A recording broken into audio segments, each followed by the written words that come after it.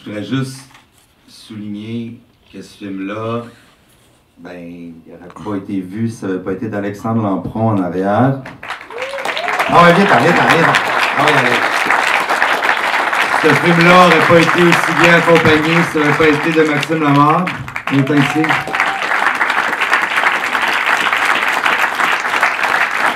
Et merci à vous, tous les comédiens qui sont ici ce soir et qui ont participé au film. Je vous remercie à Christian aussi. Christian, mon partner de plusieurs années. Viens-t'en, Christian. Christian qui est concepteur sonore, mixeur et autres comme menus travaux. J'oublie assurément du monde, je ne vous ai pas toutes vues, mais si vous avez fait partie du film, ben signalez-vous, je vois pas tout le monde, je suis vraiment désolé. On a dit tantôt que ce film-là a été fait à bout de bras, comme Marc-André l'a dit d'entrée de jeu. J'ai eu la chance de travailler avec des gens qui ont travaillé pour des peanuts pour ce film-là, dont eux autres, entre autres. Et puis, j'ai eu des partenaires aussi, Alex, Myriam, Postmoderne, qui sont là. Merci beaucoup. Vous avez donné beaucoup à ce projet-là. Christian aussi t'a donné beaucoup, merci.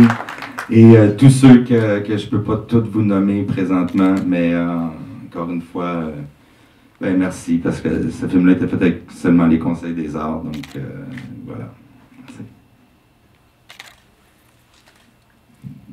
Est-ce que quelqu'un a une question pour commencer? En fait, j'en ai une très simple, juste pour démarrer. Au début du film, on entend André Forcier parler de sa conception du cinéma. Qu'est-ce que le cinéma, le rapport entre la vie et le cinéma? Qu'est-ce que le documentaire pour toi? Le documentaire, qu'est-ce que c'est pour moi?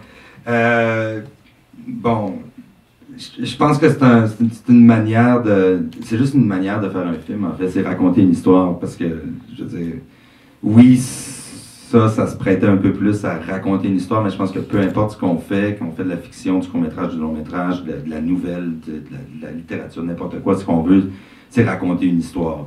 Donc, si ton sujet, le meilleur véhicule pour ton sujet, c'est le documentaire, ben allons-y. Donc, pour moi, c'est ça. Moi, j'ai une pratique où je vais faire j'ai autant fait de documentaire que de fiction dans ce que j'ai fait. Donc, pour moi, c'est le sujet qui appelle le médium. Et j'ai oublié quelqu'un de très important, Julie Groslot. Je veux que tu t'en viennes en avant, s'il te plaît. Quand on parle de peanut, elle avait le sac au complet.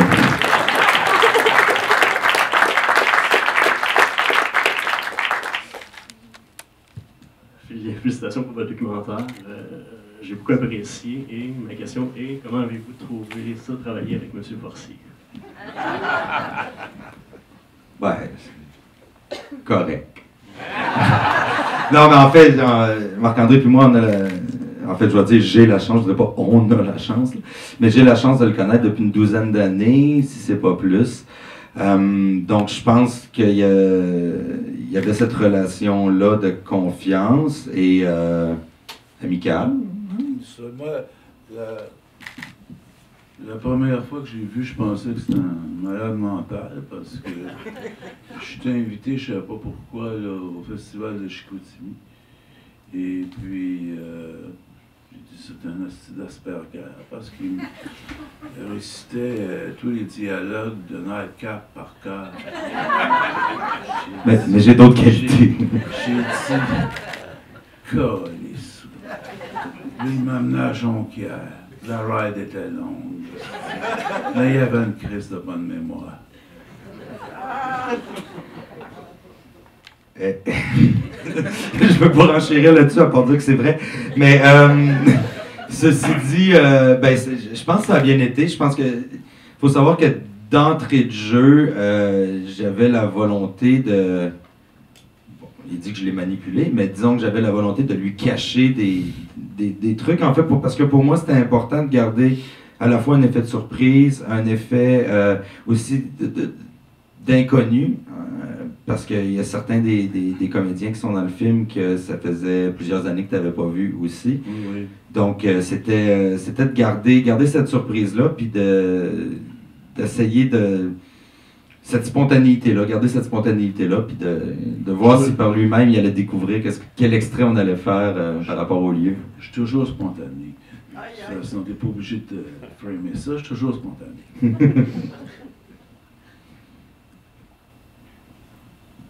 Oui, bonsoir, puis Hakim du journal de l'Initiative. Dans vos réflexions, j'aurais une petite question à monsieur André Forcier, puis au réalisateur vous-même. Vous dites que dans n'importe quelle œuvre, il y a un décalage. Est-ce que ça veut dire, vous avez parlé des personnages, est-ce que ça veut dire aussi que l'œuvre pourrait être comprise peut-être dans le futur, pas dans le présent? C'est-à-dire, ce film-là est vu par plusieurs personnes, plusieurs spectateurs actuellement. J'en suis fort aise. Mais il y a autant de films que de spectateurs. C'est-à-dire, tout est relatif. La deuxième question, qu'est-ce qu'un cinéaste engagé pour vous? Ben, moi, je suis engagé par la SODEC. Il faut. Un cinéaste engagé, c'est quelqu'un qui met du beurre sur son pain, mais pas trop.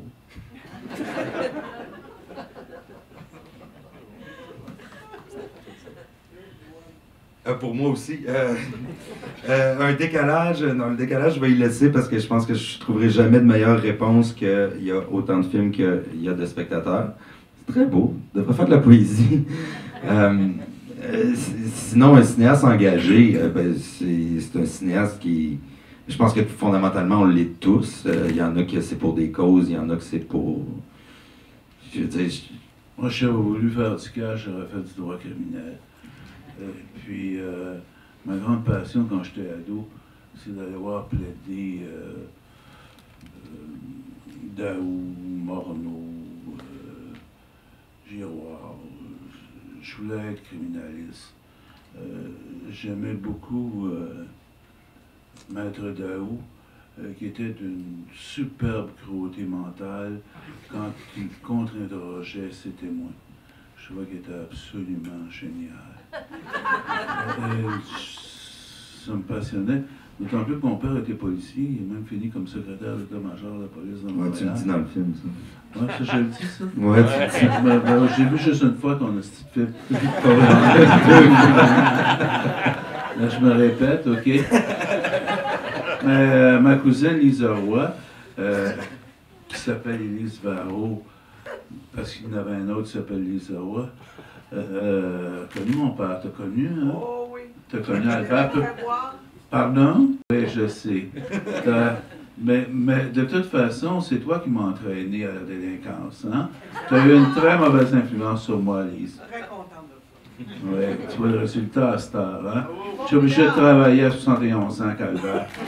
Toi, tu as une retraite dorée, après avoir fait boire la jeunesse et la vieillesse libérale au mois des Oliviers. Vraiment, là. Fait que ça, de cinéaste engagé. Okay. Si je peux, une dernière question éventuellement. D'après une histoire inventée, ou après une histoire inventée, qu'est-ce que vous retenez de l'œuvre d'André Forcier? Merci. De ce film. Après avoir fait ce film-là, ce que je retiens, c'est un homme de talent, c'est un ami, j'ai voulu mettre à l'écran, comment dire, j'ai pas voulu avec ce film-là faire une bio, tu sais, de faire il est né à Villeray sur telle rue en telle année. Parce qu'on s'en fout, c'est du factuel. En fait, c'était pas. Ben, pas qu'on s'en fout, mais. Je veux dire, c'est. Mais tu sais, c'est toutes des affaires que je pense qu'on est capable de trouver ça ailleurs. En fait, ce que je voulais, moi, c'était vraiment axé sur le personnage, sur la construction d'un personnage, sur comment on bâtit ça, puis comment on peut espérer croiser nos personnages dans le quotidien, en fait. Donc, moi, ce que je retiens, moi, de l'œuvre de Forcier, il y a beaucoup de choses que j'apprécie dans son cinéma, mais je pense que la construction d'un personnage, parce que c'est tous des personnages qui forment une fresque, c'est des personnages forts, qui sont là. Fait que je trouvais ça intéressant pour moi de mettre ça de l'avant. Puis la forme du film appelait à ça aussi. Ou ça a appelé à la forme du film. Mais bon.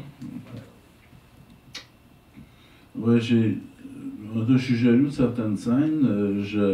T'as fait mieux que moi avec, en reproduisant des scènes que j'ai. Ouais, mais là, il y a beaucoup d'eux autres là-dedans là aussi. Je sais pas, j'ai su moi. Non, mais en tout cas, vous êtes meilleur que moi. Je dois laisser l'espace à la jeunesse, vous n'êtes pas encore prêt de me remplacer cependant.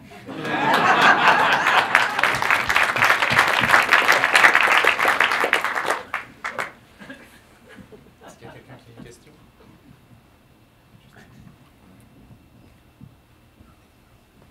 Justement, au niveau de la construction du film, si tu pouvais en parler un peu plus spécifiquement, c'est-à-dire le choix des scènes que tu décidais de tourner, parce que contrairement à certains documentaires qui fonctionnent un peu parfois au moment du tournage, sous une certaine forme d'improvisation, puis après au montage, vraiment ils trouvent leur film, ça se fait beaucoup en documentaire notamment. Là c'est un film qui n'est pas du tout dans le même format, donc il est extrêmement construit. Je voudrais savoir justement comment ça s'était passé. Ben, en fait, l'idée c'était de choisir une scène de chacun des films. Sur papier, c'est pas mal ce que vous avez vu qui était là. Je m'étais donné le défi personnel en plus, comme si c'était pas assez, de pas revoir les films avant de le faire. Ce que Alexandre m'a fortement déconseillé et on a réécouté quelques-uns. Mais ceci dit, c'était surtout pour voir l'ambiance parce que bon, on est allé aussi, on a respecté les formats des films d'origine, on a respecté aussi en quelque sorte la colo aussi des films d'origine et tout ça. Et pour moi, c'était important d'être pas dans le mimétisme et de pas refaire exactement la même scène. Donc pour moi, c'était qu'est-ce que je retiens de ce film-là, c'est quoi l'essence de ce film-là et comment on pourrait résumer, si c'est possible, de résumer un film d'1h30 en une séquence de 4-5 minutes. Donc c'est pour ça que au début on est assez collé sur cette réalité-là, comme Kalamazoo, c'est un des lieux originaux du tournage d'origine, c'est les costumes d'origine, mais plus on avance dans le film, plus je m'amuse à entremêler ces références-là. Si je prends juste l'exemple de Bar Salon à la fin, ben les mannequins, c'était pas dans Bar Salon, mais les mannequins, c'était dans le vent du Wyoming, et la réplique vient, il y a une des répliques qui vient du Retour de l'Immaculée Conception, et ainsi de suite, au même titre que le vinaigre, c'est une référence au retour. Donc, tu sais, je pense que c'est ce que j'appelle un peu des goodies. En fait, les gens qui connaissent son cinéma vont voir ces clins d'œil-là. Puis ceux qui le connaissent un peu moins, ben c'est pas grave, je pense pas que ça nuit à la lecture. Donc, pour moi, c'était important, ben c'est ça, de créer ces scènes-là comme je m'y imaginais, puis ils n'ont pas besoin d'être pareils. T'sais, en tout cas, c'est vous qui êtes les juges et jurys, mais voilà, tu sais, y a pas, pour moi, c'était pas une volonté de faire le découpage identique. Ouais, c'est ça, votez 5. Moi, je peux pas voter. J'ai une conscience, j'ai une certaine probabilité. Et puis, je veux pas être surpris à voter 5. Mais Jean-Marc aimerait ça. Fait que forcez-vous le cul un peu.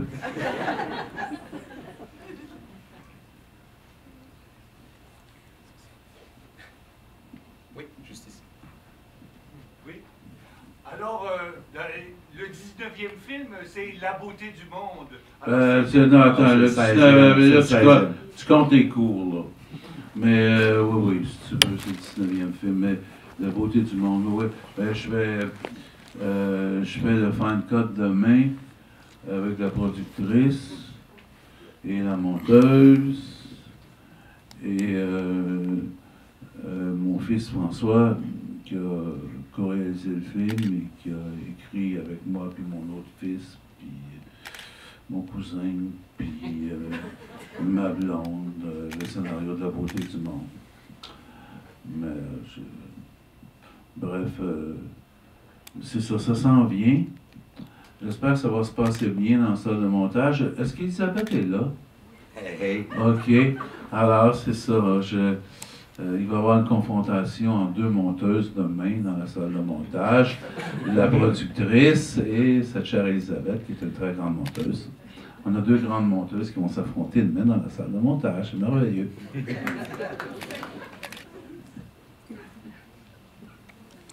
On a le temps pour une dernière question.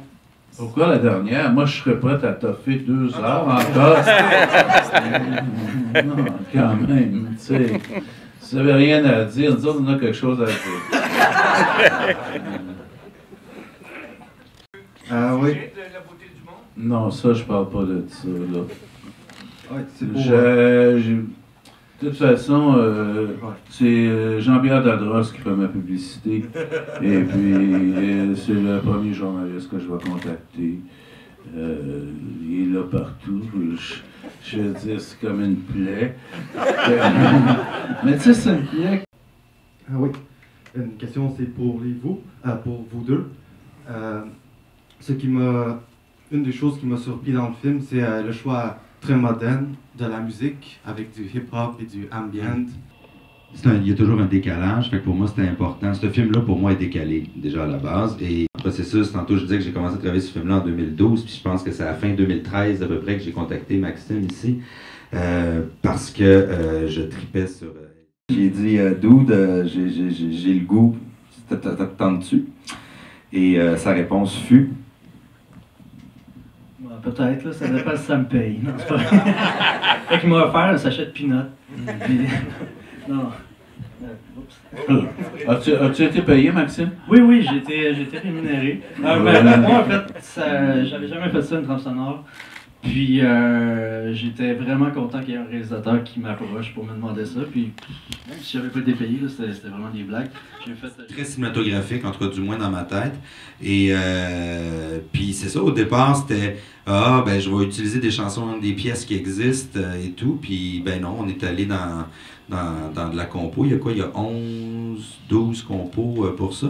D'ailleurs, cette excellente trame sonore est disponible en téléchargement sur Bandcamp gratuitement. Ben, faites votre offre. En fait. Pourquoi gratuitement? Là, tabarnak, on se fait plus une scène, tous nos droits sont volés, tous nos films sont piratés, câlisse, puis toi, tu te réjouis de ça. C'est parce que quelqu'un l'aurait mis en torrent de toute façon. Non, mais c'est tout ça pour dire que la trame sonore est réellement disponible à nommer votre prix sur deshistoiresinventées.bandcamp.com. Je vous encourage à en faire votre sonnerie de téléphone. Mais t'as pas mis le film là-dessus quand même, hein? Ben... Non, le film doit déjà... Ça va, ok. Ça va. Fait que tu retires tes paroles d'insultes. Non, ça va. Non. Excuse-moi, Maxime, je voulais pas... Non.